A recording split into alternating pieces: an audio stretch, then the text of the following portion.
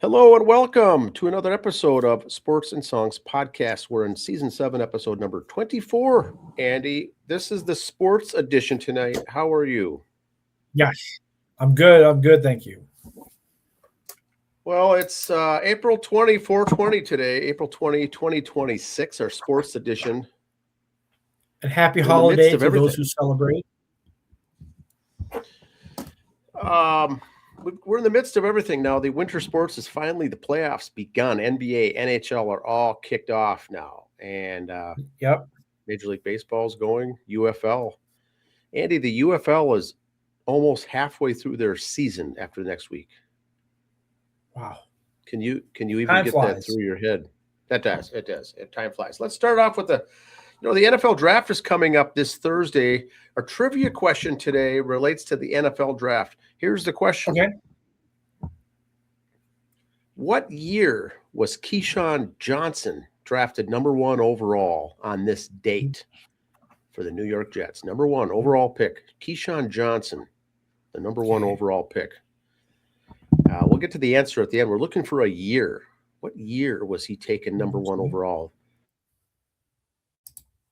The receiver out of USC. We'll get to the answer at the end. Now, one thing I don't have any graphics here for it. We'll start this last weekend was WrestleMania. Lots of titles changed hands. No one really watched it. Not a lot of people cared. Brock Lesnar, quote unquote, retired, but we'll see how that turns out. Not a lot of fanfare on it. I mean, I'm not hearing a lot of good things on it. Again, it was a whole thing, not much actual wrestling. It was more show and blah, blah, blah.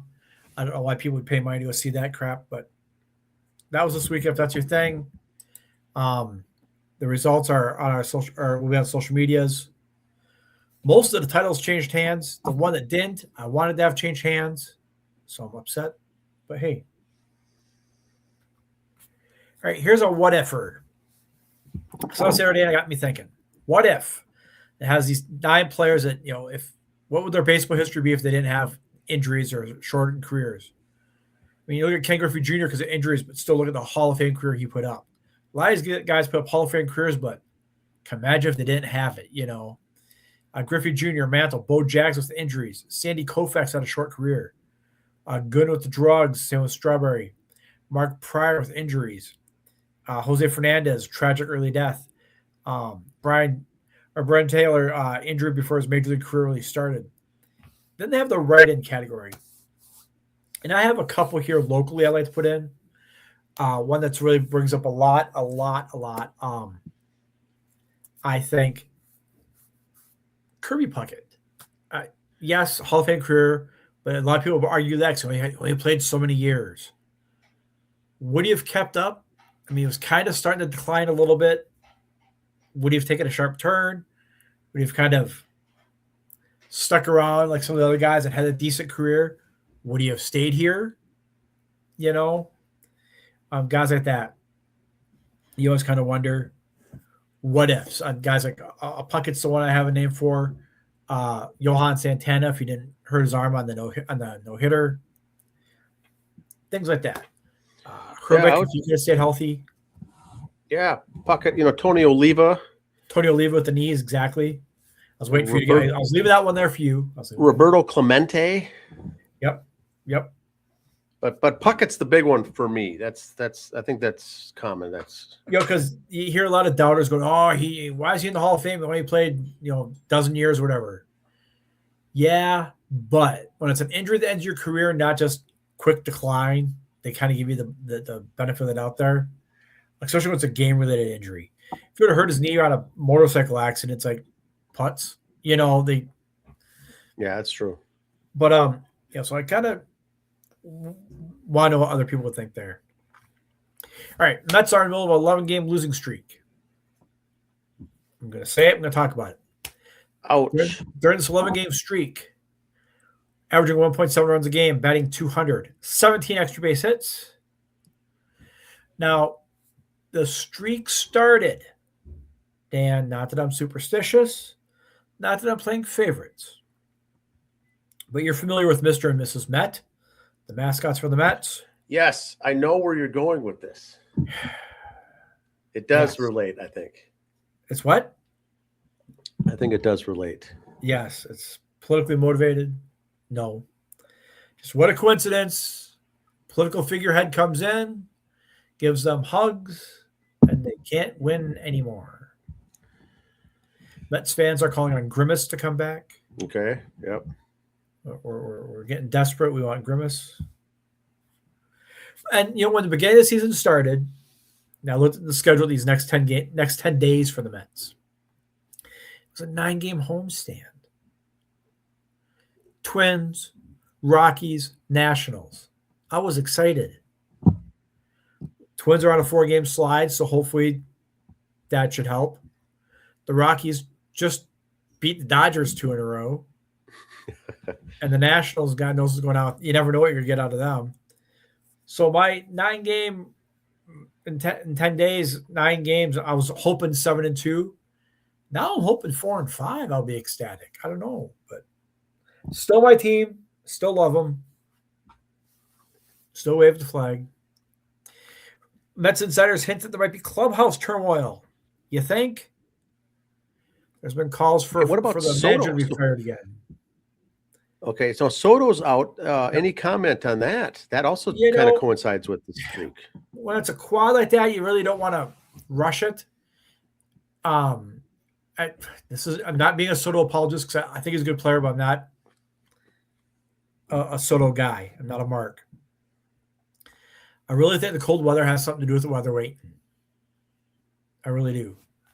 If they're on a West Coast trip, maybe he'd be playing because of warmer weather, or down south, maybe. But they've been home. They've been in the Midwest there. They had some cold temperatures. That doesn't help when you got muscle injuries. So now let's just kind of compare some of the 4 guys the Mets have lost just as of today. As of today, Edwin Diaz goes on the injured list. Okay. Pete Alonso so far this year, 2 home runs. He's batting 200. He's played in all 23 games for Baltimore. Now, Brendan Nemo's been a good part. His numbers this year at Texas, if he was on the Mets, he'd be second in batting average. He'd lead in OPS and home runs with 4. And Jeff McNeil, he's played in 22 of the 23 games. No home runs, batting 266. That's Jeff McNeil numbers. I'd be okay with that. Mm-hmm. So 2 of the 4 guys, and Diaz was doing okay, but he's out now with elbow issues. I think the Mets saw that coming. That's why they didn't want to sign him. But so that might pan out to be good. Pete Alonso's doing horrible. That I don't know what to say on that. It's only 3 weeks in. Who knows? McNeil and Nemo. I was really sad when they got rid of those, especially Nemo, and he's just lighting it up. So, speaking of stats, well, I'm going to show us the National League Central here. Yeah, the Reds in first at 14-8. Last place is the Brewers at 12-9. Game and a half. So great division, right? Run differential. The Reds are in first place, 14-8. A -8 run differential. The Cardinals, 13-8. -8 run differential. Pirates, 13-9. 25 to the positive. Cubs are 30 to the positive, and Brewers 19 to the positive. The standings should be the other way around. Yes. 6 games above 500, and you got a -8. So, and I guess they're like one of the lowest in a lot of offensive categories, but you know what? They're doing enough. Doing enough. Yeah, I did see this run differential jumped out at me in the American League and the National League also, how it's so scattered around these first 3 weeks. Some of these teams are like at 500 and at plus 20, or a game above or below, and that's 10 run different. And that's one of the stats, we've talked about these, what we call made-up stats or extra stats. I've never been a fan of run differential. I get it, but I don't let it decide anything for me. Especially in football, the NFL. There was one year I think the Packers were 5-1 or 6-1 and still had a negative run differential because their one loss and just got destroyed. They kept winning close games. The Vikings last few years every game was a close game. They were winning most of them. The run differential wasn't that big. I think it's a blown up stat. I don't put a lot of stake in it. A lot of means nothing to me. Yeah, just the fact that that entire division is over 500 Right. is unbelievable. First of all, and there's not like a team that's at 500 or a little above. The lowest team is good. Yeah, 12-9. I'd be happy with 12-9 right there. That I'd be happy with that. Yep. But boy, they're all that good. So that's something else. Now I do have to say that Cincinnati Reds team looks to be solid. I just can't believe how they're winning. Clutch. Everything is clutch. Manager. Yeah, Francona. Yep. That's these guys. Manager. He's the reason for the success right there, period. That series with the Twins for 3 games was a playoff-like atmosphere with all the games were one run. Everyone had leads. It was late games, heroics, extra innings at the end. They everything seemed to fall their way. And teams like that when they have a shoehorn, a horseshoe, they have a short horseshoe going everything their way. That seems to be some of those teams that have that all year long. It just seems they ride it, and that team looks to be really, really good. This is one thing for all sports. I'm a little romantic about baseball. Had this on there. We don't need in-game interviews with managers and players. Kind of done with that. Yeah, I can't. Whatever. The wife pulls her hair out when she sees this. I also do. Yep. I just can't even. Imagine. Now, what's your thoughts on like a starting pitcher now that's out? It's 7th or 8th inning. They're done.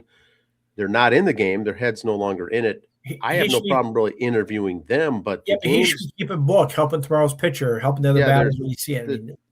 Getting a headset set on and making sure you can hear and look this way and here's the questions that are coming. It's so unbelievable. The NBA, college basketball, in between timeouts, you're interviewing the coach. It's I can't even stand that. Well, see, we grew up in the era, or just listening to a game, we had good announcers that could fill a game talking. Now, we have nothing to talk about. Let's interview one of the players. It's in mid-game. You can't fill time, then you're not that good a broadcaster. Well, know where that came from, Andy. That's XFL once again. After the touchdown, let's interview the player right after he scored the touchdown. And they tried some of that, and it worked. And now these teams and players and things are doing it, and these broadcasters. But you're right. Broadcasting is a job to do the broadcasting, and the player's job is to play after the game at the press interview, ask all the questions you want, but not 5 minutes left in the game. Let's get even the pitcher's been told. Let him go ice. Let him go through it. Watch his tape. See what he's got to do. He doesn't need to be interviewing people. Just stop. Federal League lost another team, the Legends. They folded. So Red West was originally the Coon Rapids Diamonds, one of the original teams, and they couldn't make it, or they moved and ended up being the Red West team, and now they folded. And once again, it's guys getting older and guys moving up to the 50-plus league or the 60-plus league, not leaving enough room for the 35-plus. But is it guys at 35-plus are just staying? Yeah, sad to announce. Are the 35-plus guys staying regular town ball, not moving up? They are. A lot of those are not playing town ball anymore. They're coming to play 35-plus only, which is good. Yeah, which is good. Or some guys will sub out and play, get a handful of games in, and still stay on their town ball team. But it's tough. They're still, the league is growing. I mean, it's still 32 teams, I think, in the league. Right. So they're still doing well. Yep. All right. Well, good news. Go for gymnastics. The gals took 4th place this year. Record-setting, best evers. Lots of records broken. Congrats to the girls there. 4th in their tournament, or in championships. There's final scores. Oklahoma was first, LSU, Florida, and then Gophers. Congrats. All right. Here is our friend Jeremy Quas, The Rock. His weekend finishes from the Minnesota State Bowling weekend. 2 houses, 2 different ways I played them. Here's his scores. Doubles and singles. James Fairbolt doubles. Shot 199, 202, 258 for a 659 series. Singles, 277, 255, 195 for 727. Nice little afternoon there for him. And so there's team 708, doubles 659, singles 727 for a 2094 average or total with handicap 229 or 2,229 for a 232.69 game average. Not a bad weekend. Yes. Not a bad weekend for Mr. Quas. The Rock swag season. That should equal cash coming back. Just saying. All right. Reporter blocked from asking about Ozzy, about her relationship with Paige Beckers from Dallas, Texas TV. So we'll keep an eye on this situation. Now, Andy, we brought this up last week, and now it became a thing. Everywhere I see this article or these two or these individuals being talked about, this is it. It's all about the relationship. And you touched on this last week. Yep. We're here to educate. We're here to break ground. That's what we do. And like you said, is it fair to ask or is it not? Is it off limits? In women's sports, now you have this possibility where you've got a couple dating that are on the same team. No, they're not dating. They just broke up. Oh my goodness. And here's like the billions of questions are going to come up. They were dating. Oh, we'll draft your girlfriend.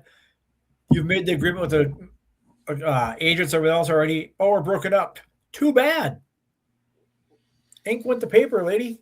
Yeah, the mere fact that they were dating even, and now a team is thinking of drafting on the scouting report on the draft day on the big board, should we pick this person or not?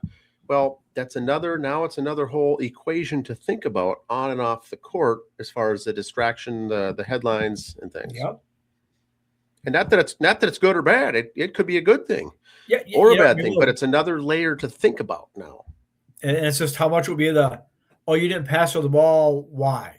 Well, if they were dating, it would be the same thing. Oh, you passed her the ball. So the relationship being public, first of all, and we'll just talk about this with the W. And I'm not saying it doesn't happen in other women's sports, but the WNBA waves the flag with pride that a lot of them are lesbians and they're couples. So You're kind of asking for it. Are you going to not play as good a defense against your spouse or your friend, your partner? You're going to play favorites with them if they're on the same team or not favorites because you had a bad relationship.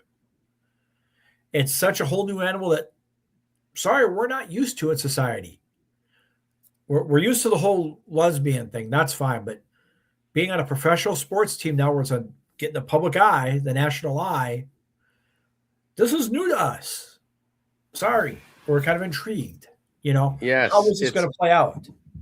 Well, Andy, 2 years ago, it was Caitlin Clark making the WNBA as the big star, and the NBA basically just came out and says, we just hate the fact that she's even here. And all it did was grow the sport. And then Angel Reese came on the scene and was, for all the wrong reasons, making the news. This, at least now, it takes some of the deflection off of those big other stories. Yeah. But it's kind of for the wrong reasons also. Yep. Yes. Are there other folks dating? Yes. All this other stuff flies under the radar. For the folks who not know or not interested or don't follow, these are 2 number 1 overall draft picks. Yeah, back-to-back years. I mean, this would be like, Tom Brady having, and Gronkowski, having. I mean, that's all. You never know with those two. Mind blowing it would be in the sport of NFL. You're not just a big name, but 2 big names and possibly on the same team, formerly having a relationship. I mean, it's wild stuff. Once again, not good or bad. I'm not judging good or bad, but we're new to this. We're intrigued. this is why this is not just some average, 6-man Yeah. award. These are the top elite players in the league dating each other. I mean, I know there's a lot of companies I've worked for where they, don't shit where you eat. They recommend you don't date within the company, let alone your own department. I mean, just imagine embracing it. This would be like in the 1980s NFL if Joe Montana came out and was dating Jerry Rice. I mean, that's how wild this scene is. But yes, WNBA, very common. A lot of GLBT and again, that's fine. Activities, pride, they have that. Into it. Yeah. But two of the top best players dating each other, possibly being drafted. I mean, what a situation to be in. I saw this shirt and I thought it was kind of funny. Hello, lady. Will a lady who left her 6 kids at the skating rink please pick them up? They're beating the Maple Leafs 3-1. Ouch. Thought that was kind of funny. Yes. I'm just gonna leave it on that. That's my bits. Like I said, WWE had their stuff over the weekend. I don't have anything to say about here. A lot of titles changed hands. Wrestlers came back. Typical WWE WrestleMania stuff.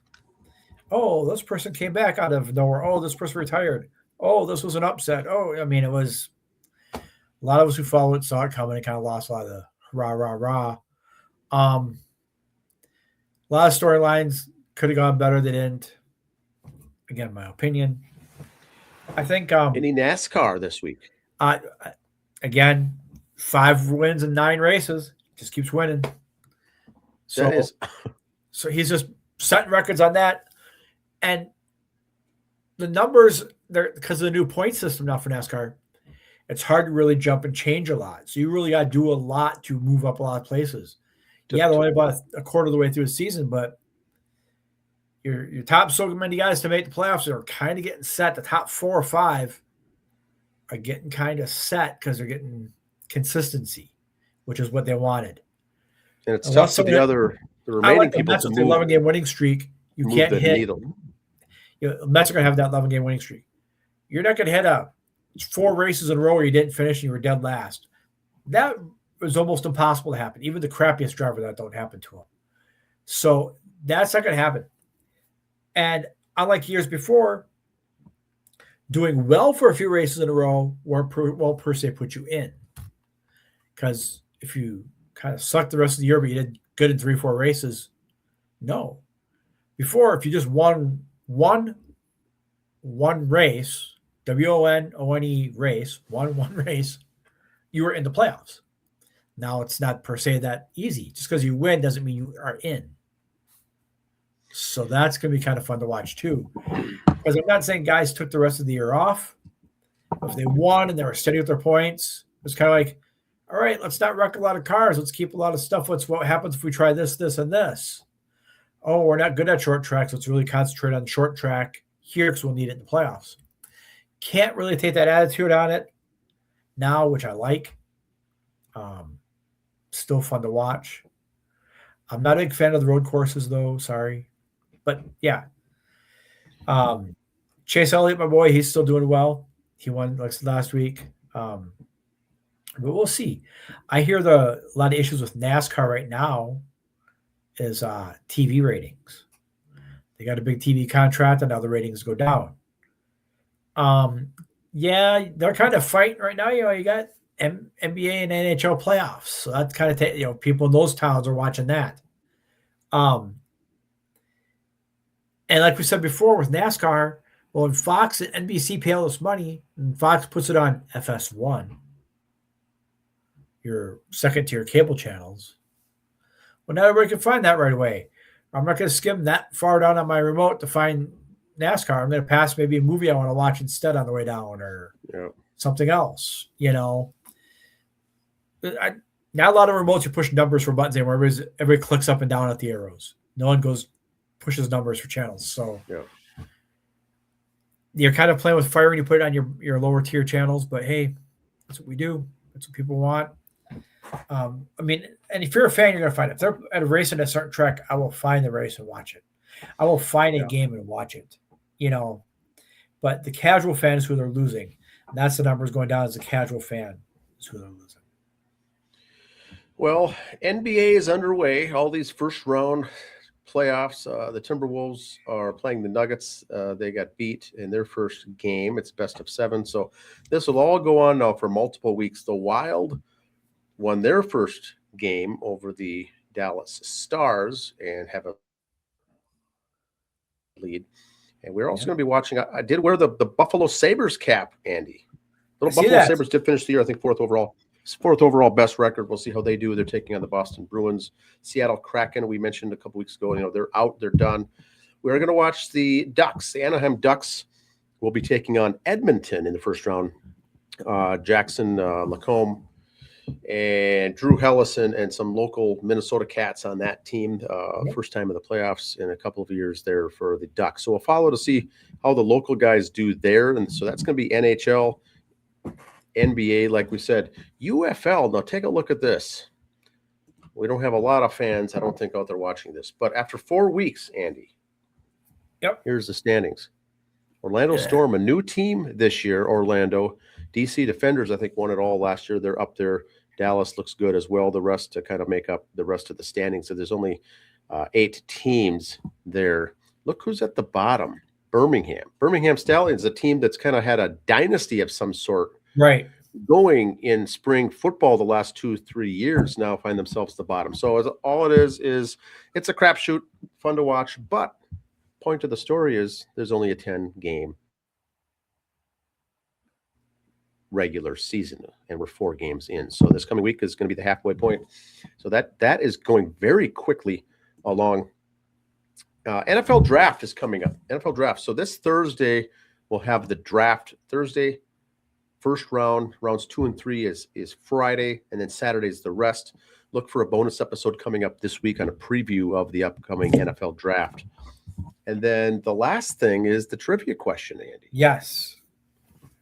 On this day, speaking of the NFL draft, first overall pick, Keyshawn Johnson. But what year was that? What year was he the overall pick? Any thoughts? I'm going to 10, 15, was it 20 years ago, Keyshawn? I thought it was in the 90s. Mid-90s, like 94. Here we go. 96. Wow.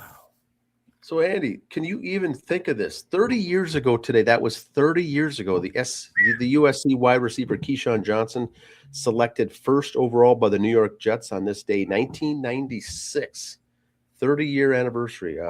Kind of wild stuff there. But that's all I've got for and he wasn't that sports. bad an announcer or analyst. I didn't mind him as an analyst. Yep. He was okay. And an author, wrote a book. Give me the damn ball. He's done a lot of things.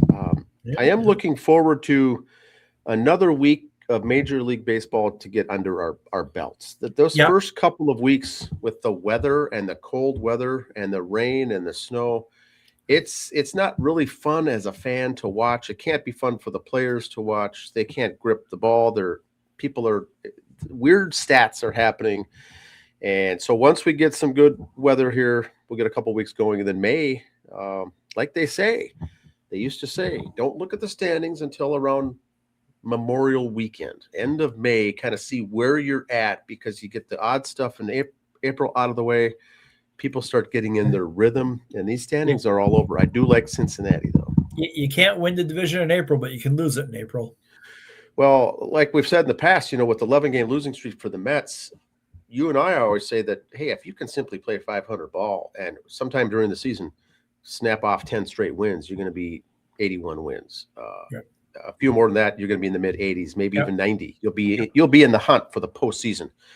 But the Mets, now you lose 11, which means you need to somehow now find a way to win 10-game winning streak during the season. Just to offset that. Now you need to build in another 10-game winning streak along the way.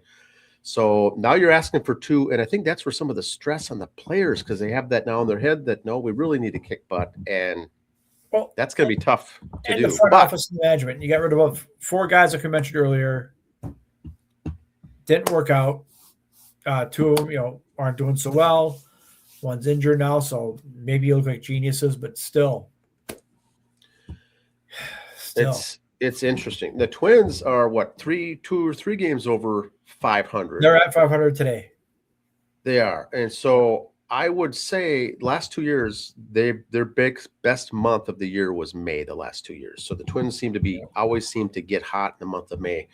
Boy, if they could just finish April at 500, that'd be a blessing to all of us because they're going to be in the mix at the end of May, assuming they have a good month of May. But we'll see how it all shakes out. But Sonny Gray got hurt, I think, today, so he's going to go on a disabled list for the Cardinals. Yep. Okay.